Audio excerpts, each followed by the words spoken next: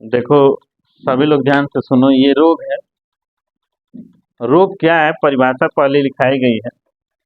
परिभाषा है कि किसी बाह्य कारक के आने से शरीर की रोग प्रतिरोधक क्षमता कम होना क्या है, रोग कहलाता है। जैसे कोई भी वस्तु है, आप लोग देखते होंगे, प्रेस है, टीवी है। जैसे उसमें एकाएक टेम्परेचर बढ़ गया, तो कोई मतलब उसमें देखा जाए तो बाह्य पहले टेम्परेचर एक सीमित टेम्परेचर था जिस पे प्रेस या टीवी या फ्रिज जो था काम करता था।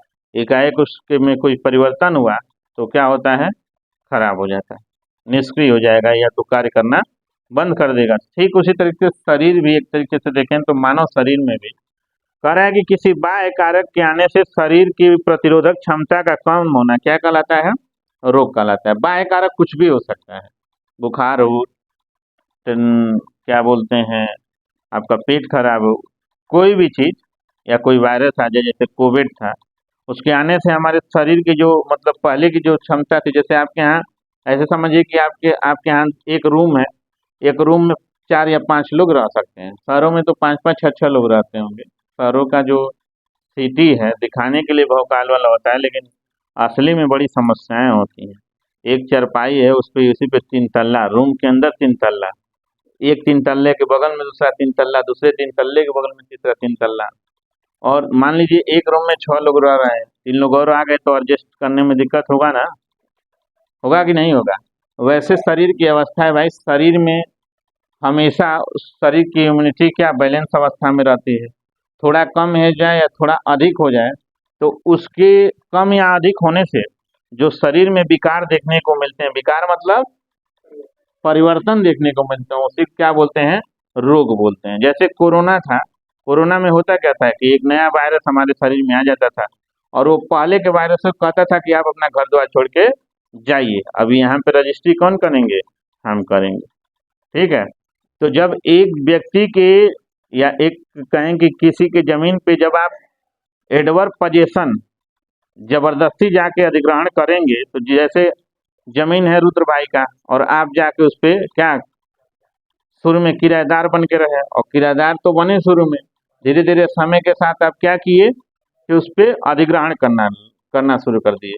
तो कानून का नियम है कि किसी जमीन पे यदि आप 12 साल कब्जा कर लेते हैं तो सिविल कोर्ट का ये आदेश है कि किसी जमीन पे 12 साल कब्जा करने के बाद एडवर्ब पोजेशन एक्ट के तहत आप उसके मालिकाना क्या है, हक हैं, हक के क्या हैं, मालिक हैं। तो जिस प्रकार से आपके, ठीक उसी प्रकार से आपका शरीर मान लीजिए क्या है, जमीन है, और इसमें शुरू से पहले कुछ मेहमान आपके शरीर के स्वयं के मेहमान हैं, कुछ और लोग आ गए तो बस एडजस्टमेंट तो हो नहीं सकता, दिक्कत होगा ना। जैसे मैंने रूम वाले का जिक्र किया, सेम कंडीशन यहाँ पे ये है कि किसी बाह्य कारक के आने से शरीर की प्रतिरोधक क्षमता कम होना, यही क्या कहलाता है, रोग कहलाता है। रोग 2 प्रकार का होता है। नंबर एक आता है, एक तो जन्मजात, और दूसरा क्या होता है, उपार्जित।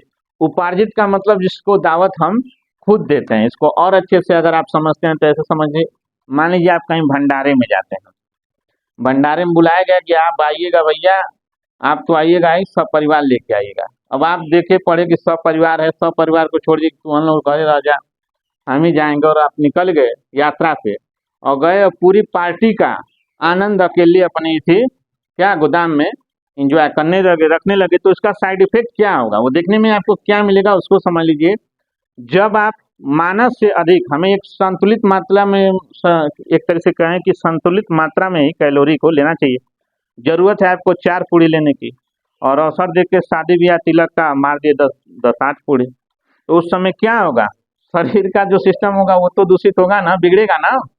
तो ये क्या कहेंगे कि आ बैल मुझे मार, शरीर से डॉक्टर मना कर रखा था कि भैया 3 पूड़ी या 2 पूड़ी से अधिक मत गया, आप गए 12, अरे चला कोनो बात नहीं, दोस्ते का ब्याह खींचा, और खींचना शुरू कर दिए, और खींचने के बाद से आपका जो इकोसिस्टम था शरीर का, पेट का, वो क्या हो गया, गड़बड़ हो गया। तो आप दावत दे के ही तो उसको खराब किए हैं, तो इसीलिए इसका नाम दिया गया उपार्जित रोग। इसमें सदैव दोष हमारा होता है, और जो जन्मजात रोग होता है यानी आनुवंशिक रोग होता है, उसके वाहक कौन होते हैं, माता पिता या हमारे पूर्वज। जैसे मेरा ये बाल अब धीरे धीरे झड़ने का समय आ रहा है, हो सके कि जाते जाते मैं अनुपम खेल भी बन जाऊं एक, या जाते जाते मैं किसी के बारे में नहीं कर रहा, जाते जाते समय के साथ हो सके कि मेरा ये सब कुछ भी चला जाए तो याद रखिएगा जन्मजात अनुवांशिक रोग ये क्या होता है, इसके पीछे हमारे मतलब ये एक तरह से कहें कि जीन्स जो होते हैं वो कारण होते हैं। तो याद रखिएगा दो तरह के रोग होते हैं, तो जन्मजात अथवा अनुवांशिक रोग, दूसरा उपार्जित रोग जिसमें हमारा दोष होता है। अब ये जो उपार्जित रोग होता है इसके पीछे दो प्रकार बनाए गए हैं। कौन से? एक तो संक्रामक रोग और दूसरा क्या है? असंक्रामक रोग। समझ में आ रहा है? पहला होता है संक्रामक रोग और दूसरा क्या होता है? असंक्रामक रोग। संक्रामक रोग जो होते हैं प्राय वायरस, जीवाणु, प्रोटोजोआ, कृमि और कवक से फैलते हैं। जैसे ये बाल वगैरह जो झड़ता है ना, इसके पीछे यही कारण है। क्या है? कवक। आगे चलते हैं, कह रहे हैं कि आनुवंशिक रोग। आनुवंशिक रोग में नंबर 1 पे आते हैं सिंड्रोम। सिंड्रोम आप लोग देखते होंगे। सिंड्रोम को ऐसे समझिए कि बहुत बार देखते होंगे कुछ लोग का होठ वगैरह बहुत विचित्र प्रकार का होता है।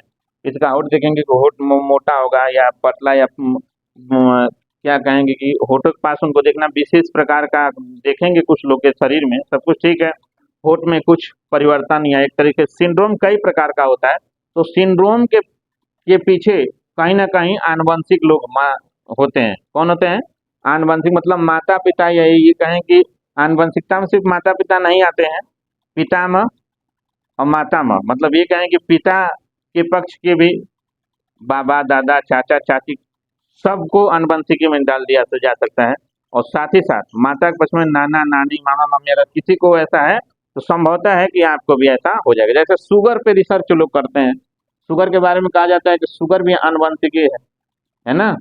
अगर आपके मम्मी पापा में या पूर्व में किसी को शुगर हुआ है तो मान के चलिए कि आने वाले समय में आपको भी शुगर या डायबिटीज, मधुमेह एक तरह से होने की पूरी पूरी संभावना है। दूसरा रोग है अनुवांशिकी में वर्णांधता। ये कहें कि ये एक ऐसा रोग है जिसमें व्यक्ति को लाल और हरे का अंतर नहीं कर पाता है। इसके पीछे भी क्या याद रखिएगा कि ये भी प्राय कैसे कहें तो माता से ही क्या बच्चों में आता है। तीसरे नंबर पे आता है हीमोफीलिया। ये भी अनुवांशिक रोग है। इसमें क्या होता है कि ब्लड जो होता है कटने पर, जैसे आपको कहा हमारा ब्लड कटा तो थक्का बन जाता है, होता है ना। लेकिन जब किसी व्यक्ति का कहीं कट जाए और वहां पे ब्लड थक्का न बने तो एक तरह से कहेंगे कि वहां पे क्या है? हीमोफीलिया का वो क्या है? कारण है। समझ में आ रहा है? तो ब्लड का थक्का न बनना कहीं ना कहीं इसका क्या है? कारण है। कोई दिक्कत किसी को तो याद रखेगा। अच्छा, एक चीज और बता दें, ये ब्लड का थक्का बनना भी संभव हो सकता है। विटामिन के की अगर उपलब्धता आपके शरीर में है तो ब्लड का थक्का क्या होगा? बनना जो होगा स्टार्ट हो जाएगा।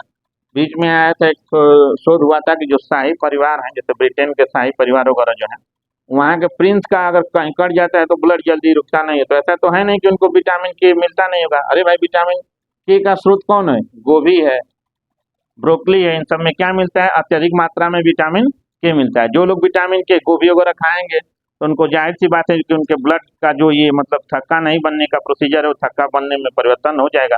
तो ये कहीं कहीं अपवाद भी होगा। ऐसा तो होगा नहीं कि उनको ब्रोकली और गोभी ना मिले जो प्रिंस है। ऐसा होगा क्या? है? वो चाहे बगान लगा दे, लेकिन फिर भी उसके बाद भी उनके यहाँ अपवाद है कि उनके यहाँ ये समस्या देखने को मिलती है। तो आते हैं हम नंबर 2 पे। पहला तो हो गया ना जन्मजात अनुवांशिकी रोग। इसमें किसी को कोई डाउट? भैया नीतीश जी, कोई डाउट है इसमें? तो दूसरे नंबर पे आते हैं उपार्जित रोग। उपार्जित रोग दो प्रकार का होता है। पहला होता है संक्रामक और दूसरा होता है क्या? असंक्रामक। संक्रामक मतलब जो हम तक बिना हमारी मर्जी के क्या आ जाए।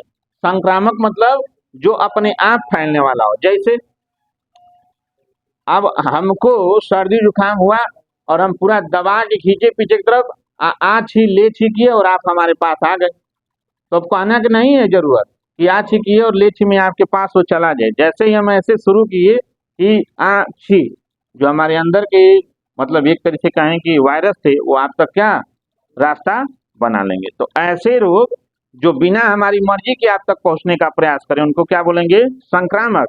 और ऐसे रोग जो मरीज के पास जाने पे भी ना फैले उसको क्या बोलेंगे?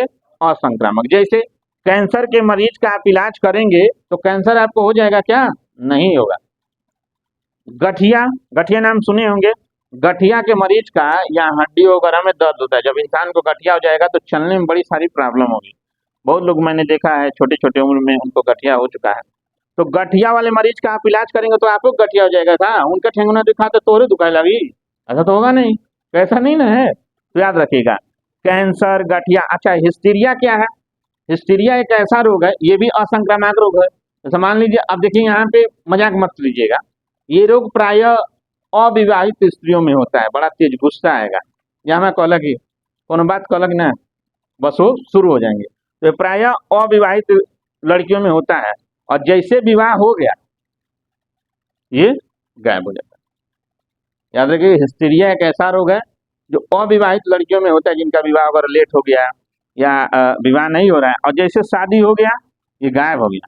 तो ये भी असंक्रामक रोग है, और याद रखिएगा ये भी वाहक नहीं है। ये नहीं कि अब वो गुस्सा करने लगी तो आपको भी गुस्सा आ जाएगा। अब जब आप जान गए कि इसका शादी नहीं हुआ, इसको गुस्सा आ रहा है, तो आप क्या करिए, उससे थोड़ा दूरी बना लें। तो याद रखिएगा असंक्रामक रोग में कैंसर है, हिस्टीरिया है और गठिया। अब नितेश भाई कह रहे हैं कि अब क्या कहें, नितेश भाई पे कमेंट नहीं किया जा सकता। ठीक है, चलिए आते हैं आगे।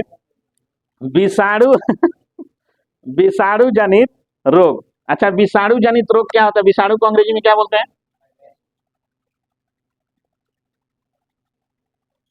क्या बात करते हो भाई, वायरस बोलते हैं, क्या बोलते हैं?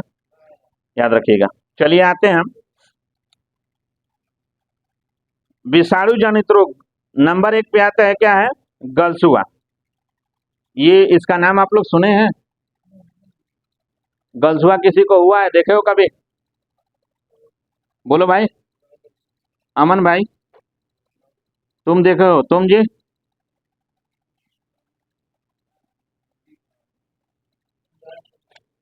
कौन कौन लोग हो जो नहीं? देखो यहाँ पे गलसुआ और जापानी क्या है ये? जापानी ये जो इंसेफेलाइटिस है, ये नाम इसलिए दिया गया कि पहले शुरू में प्रारंभ में जब हुआ तो ये जापान का क्या था? बुखार था। और समय के साथ ये क्या यहाँ भी आया, तो इसकी वजह से इसका नाम क्या हुआ? जापानी इंसेफेलाइटिस रखा गया। लेकिन असली में इसका नाम क्या है? मस्तिष्क ज्वर है, याद रखिएगा। ये क्या है? रेबीज। खसरा, ठीक है ना? खसरा मतलब त्वचा पे होने वाला ये क्या है? एक प्रकार का रोग है। छोटी माता, ठीक है, एक तरीके से बोलें कि चेचक। इन्फ्लुएंजा, ट्रेकोमा, पीलिया, डेंगू और क्या, ये सब क्या है? विषाणु जनित रोग है। ये संक्रामक रोग है भैया। अगर किसी व्यक्ति को एड्स हुआ है और उसका वायरस एक तरीके से कहें कि आप तक आ गया, तो आपको भी क्या होना सुनिश्चित है। अच्छा ये कैसे होता है?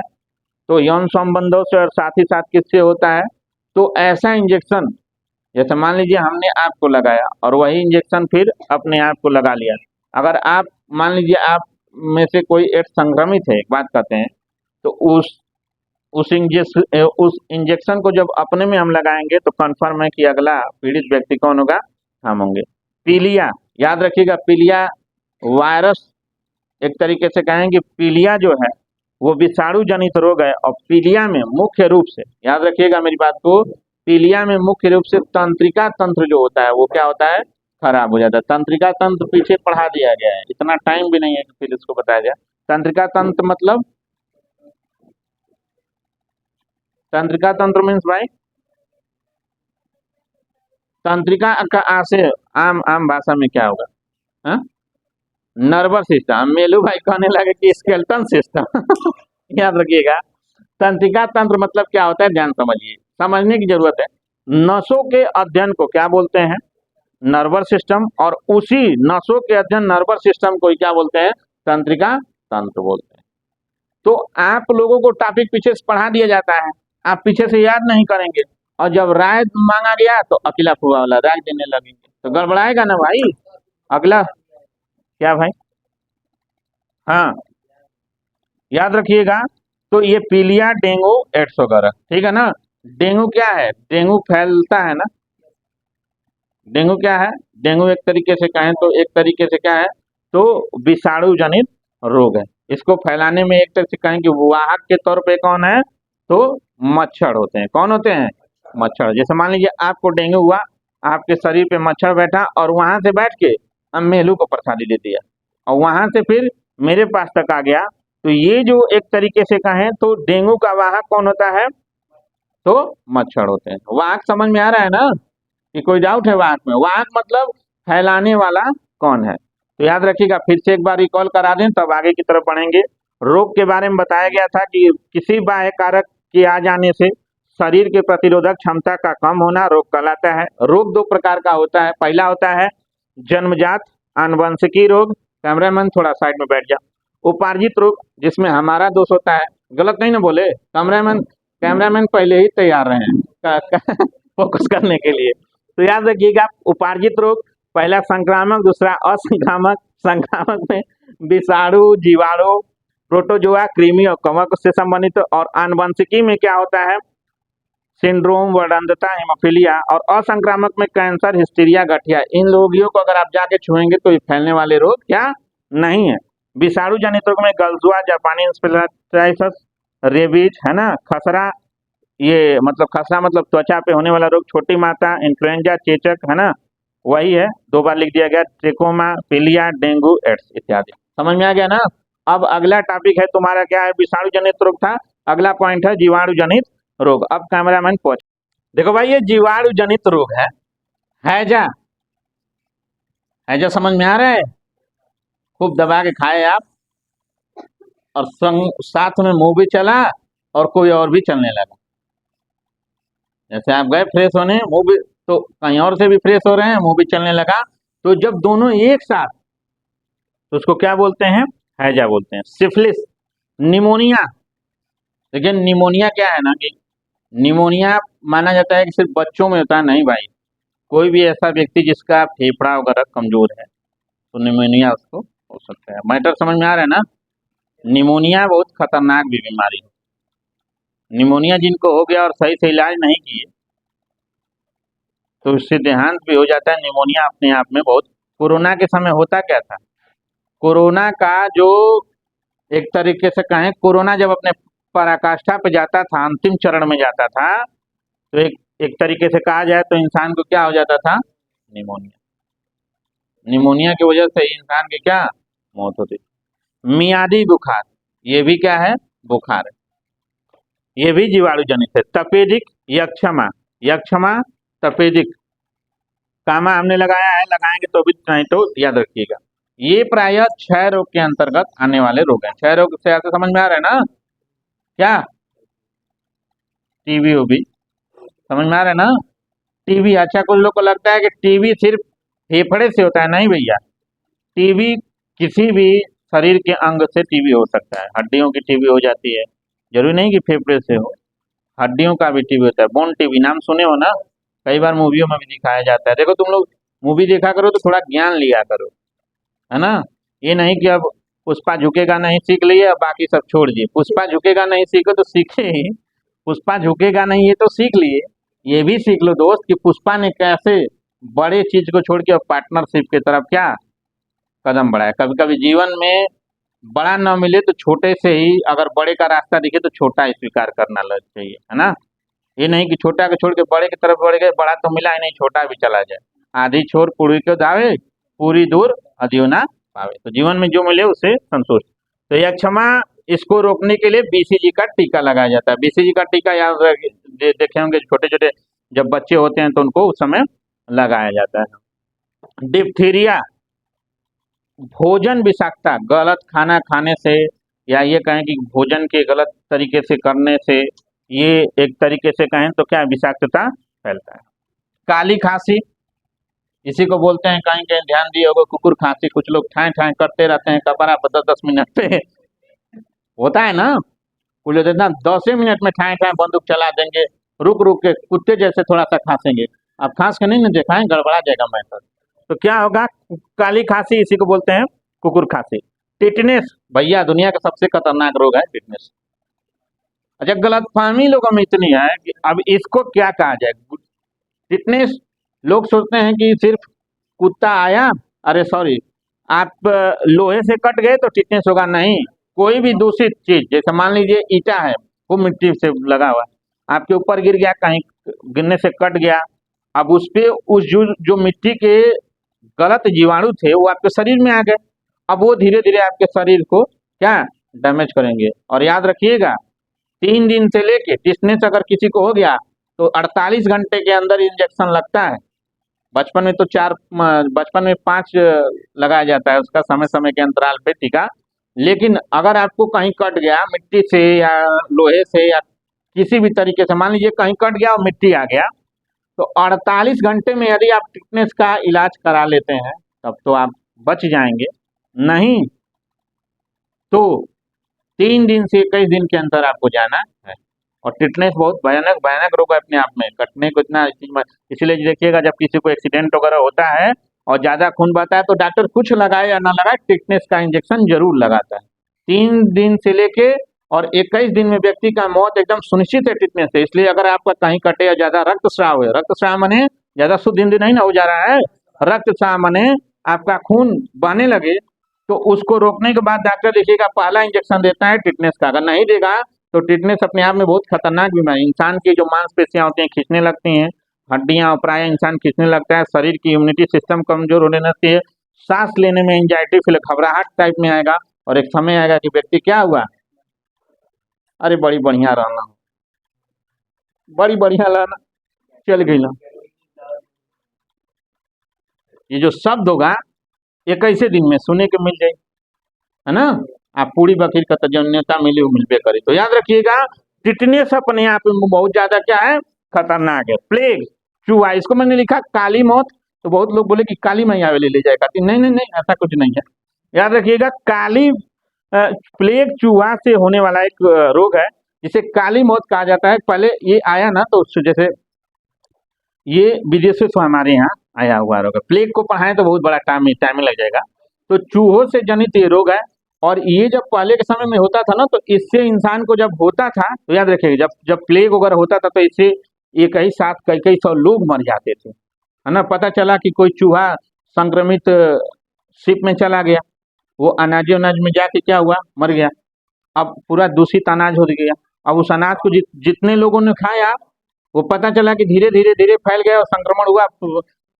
जा रहे हैं कहाँ, कोलंबो की खोज में, अफगानिस्तान की खोज पे यात्रा पे निकले हैं, क्या यूरोप पे निकले, फलाना ढिंका पे निकल गए, रास्ते में क्या काम खत्म।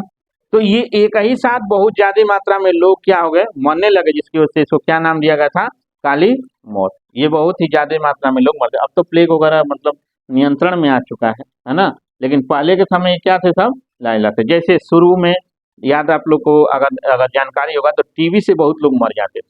लोगों को जानकारी नहीं था कि 3 महीने अगर किसी को टीबी क्या है, हर व्यक्ति के अंदर उसके क्या एक तरीके से कहें तो टीबी के जो मतलब वाहक होते हैं हर व्यक्ति में होता है। अगर आपके खाने पीने की क्षमता कम हुई और आपका इम्यूनिटी का पावर कम हुआ तो पहले खांसी होगा, खांसी के बाद उसके शुरुआती लक्षण दिखेंगे। और 21 दिन से अधिक किसी को खांसी आता है तो याद रखिए क्या है, उसको टीबी हो गया। लेकिन सुधारने का नियम क्या है कि 3 महीने कंटिन्यूटी दवाई चला दीजिए, खाने में अपनी क्या क्षमता बढ़ा लीजिए, आप बच जाएंगे। पहले देखे होंगे बहुत लोग टीबी से मर जाते थे। टीबी एक समय लाइलाज था, समय के साथ क्या हुआ, इलाज वाला हो गया। उसी तरीके से आज जितने लाइलाज बीमारियां हैं, कैंसर है, एड्स है, ये सब समय के साथ क्या होंगे, इलाज वाली हो जाएंगे। समझ में आ रहा है ना, तो इसको याद रखिएगा। कोई दिक्कत यहाँ तक में अच्छे से समझ में आ रहा है ना भाई। किसी को बोरियस फील हो रहा है तो बताइएगा, नाच गा के पढ़ाया जाएगा। काला अजार, ये क्या है, काला अजार, और ये क्या है, मलेरिया है। साथ ही साथ ये निद्रा, मलेरिया के बारे में जान ही रहे हैं कि मच्छर इसका क्या होता है, वाहक होता है। कोई दिक्कत इसमें। अब अगले पॉइंट पे आते हैं, लगभग इसमें सभी लोग जान रहे हैं भैया ये कंपटीशन के दृष्टि से है। तो जो पढ़ने आ रहा है यहाँ पे या जो यूट्यूब पे मान्यवर लोग होंगे, प्यारे शिष्य या ये कहें कि जो हमसे बुद्धिजीवी लोग होंगे, वो सभी लोग मुझे विश्वास है कि पढ़े हुए लोग होंगे। अगर इसमें किसी को कुछ नहीं आएगा तो बताइएगा, एक एक पॉइंट को अगर पढ़ाने लगे, सिर्फ काला जार, मलेरिया, कुष्ठ रोग, है ना। ये कुष्ठ रोग को बताना हम भूल गए थे। याद रखिएगा जो कुष्ठ रोग होता है, जैसे व्हाइट रोग देखते होंगे ना लोगों के स्किन पे होता है, भैया हवा बाद में खोल दीजिएगा, अभी अभी पढ़ाने दीजिए। कुष्ठ रोग जो होता है, कुष्ठ रोग जो होता है प्राय सफेद शरीर पे देखते होंगे कि सफेद दाग होता है, उसके पीछे भगवान नहीं कारण है। अच्छा, समाज में बड़ा मन दुखित होता है यार, किसी को थोड़ा बहुत अगर उसके शरीर में परिवर्तन हो जाए तो समाज के लोग बड़ा हेय दृष्टि से देखते हैं। हम सबको जीवन में जिंदा दिल होना चाहिए। हम काले होते क्या हुआ, दिल वाले, है ना। जीवन के किन्हीं भी परिस्थितियों में रहिए, आप क्या रहिए, हंसी और खुशी के साथ रहिए। अगर किसी को भी ऐसा रोग हो रहा है तो उसके साथ भेदभाव मत करिए, उसके पीछे जान लीजिए कि क्या कारण है, तो जीवाणु उसके पीछे मुख्य रूप से क्या कारण होते हैं, है ना। तो कुष्ठ रोग के पीछे अगर कोई पूछ दे कि कौन कारण होते हैं, तो जीवाणु कारक होते हैं। प्रोटोजोआ जनित रोग, याद रखिए पायरिया, पायरिया समझ में आ रहा है, दांतों का दांतें जो होती हैं, मसूड़े का सूज जाना, ब्लड आना, दुर्गंध आना, पता चला कि 1 किलोमीटर से बोल रहे हैं हेलो हेलो, यहाँ तक दुर्गंध आ रहा है, समझ में आ रहा है ना। कुछ लोग का देखिएगा बहुत ज्यादा दुर्गंध। अच्छा, तो पायरिया को दूर कैसे किया जा सकता है कि ऐसे चीजों को खाइए जिनसे आपके श्वास में क्या हो।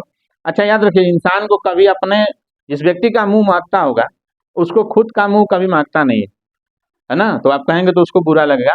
तो पायरिया का एक ही उपाय है कि अगर आप पायरिया ग्रसित हैं तो अधिक से अधिक जो गुआवा होता है, अमरूद के पत्ते वगैरह के खाएंगे और साथ ही साथ उसका इलाज कराएंगे, तो समय के साथ ये क्या होता है, सुधर जाने वाला रोग है। तो मसूड़ों को थोड़ा सूज जाना, उनसे ब्लड आना, और उस ब्लड जब मुंह आपके माउथ में ब्लड ही आएगा तो दुर्गंध तो आएगा ना।